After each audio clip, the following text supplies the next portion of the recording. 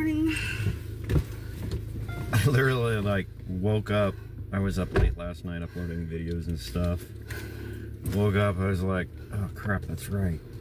1 o'clock. Yeah, I'm like, apparently I argued with Ryan in my sleep. That's how tired I was. Nah. He's Well, like, he didn't go to bed. He's like, he just kept waking up and having nightmares. And I was like, oh, well. Whatever.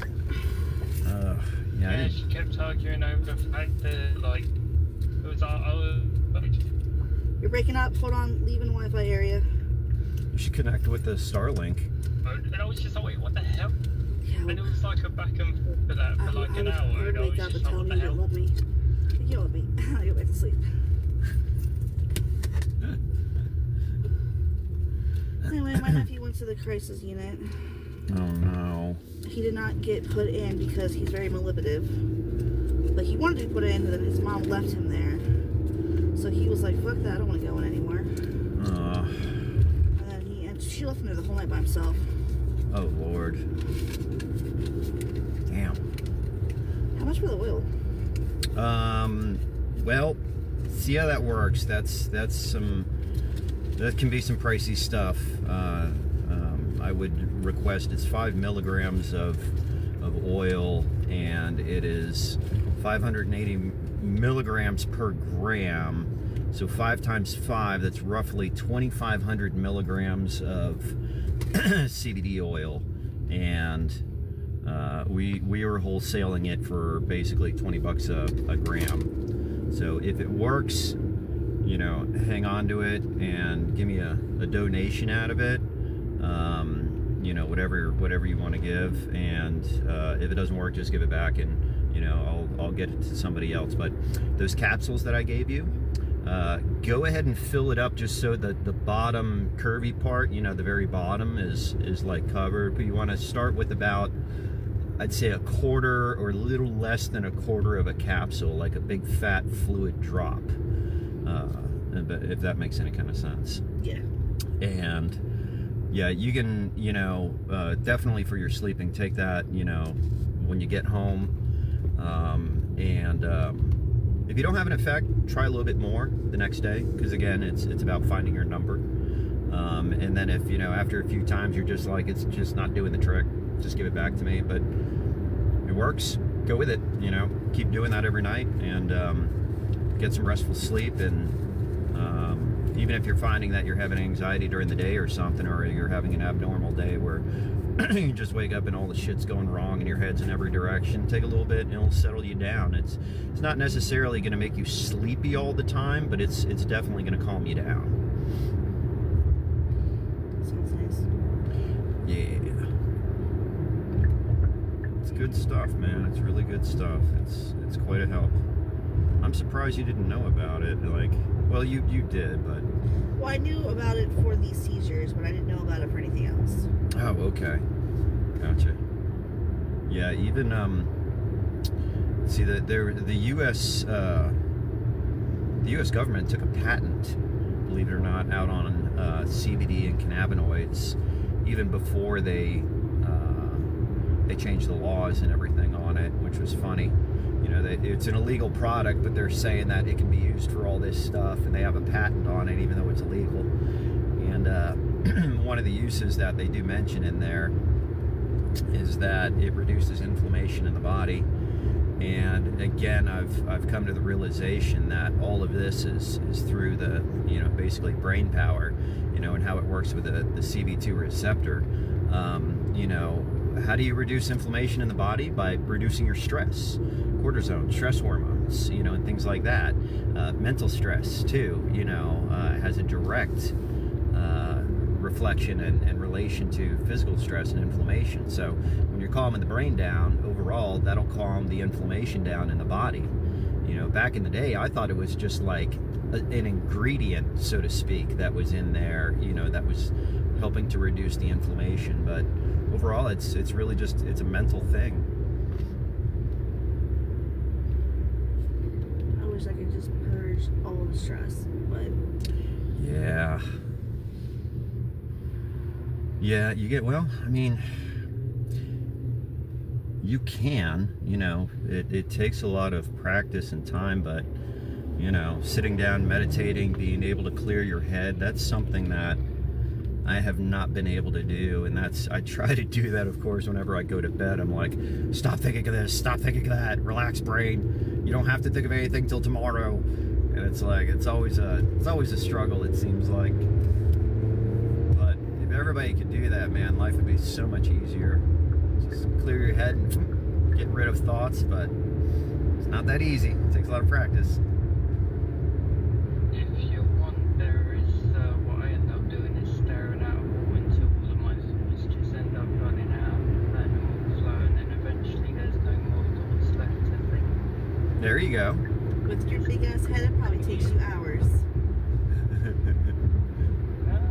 Usually takes me an hour. Aside from that, or the quicker way is to, like, because you can meditate doing anything, such as if you practice, say, sword sparring or something, and you be mindful. It's about being mindful about what you're doing, and if you can do it with your eyes closed, and just like focus on your movements, eventually all your thoughts just go like that. So meditating can be done just by doing something that you feel is relaxing, and you feel like you can just let your mind go with it. Because as soon as you let go, that's it. You're in that state of inner peace. Yeah, no, that's very true. Those are some good words there. You know, I remember I would be in a very calm, relaxing, kind of meditative state when I'd be out simply fishing. You know, I'd be out on the boat with my best friend, and there'd be no talking, and I'm just thinking about, you know, what I'm doing, where I'm casting, you know, watching the lure and focusing on the lure itself. And all my attention, all my thoughts are watching to see if a fish is going to hit that lure, you know, or, you know, for some people, knitting, you know, is a good way. They're sitting there, they're crocheting, they're knitting, they're paying attention to every loop and where it goes. And you're right, you focus in on one thing and you almost kind of hyper focus on it. Yep. But yeah, I find this a good way to do it. good. Yeah. Yeah. So, you know, with when I was in seminary and stuff, and I used to pray the rosary all the time, that gets you into meditation. It's repetitive over and over. You're saying the same prayers over and over. And, you know, a lot of people think that, you know, it's really about saying all these, you know, numerous prayers on it, but it's really just a matter of, again, that's just to help get you into a meditative state.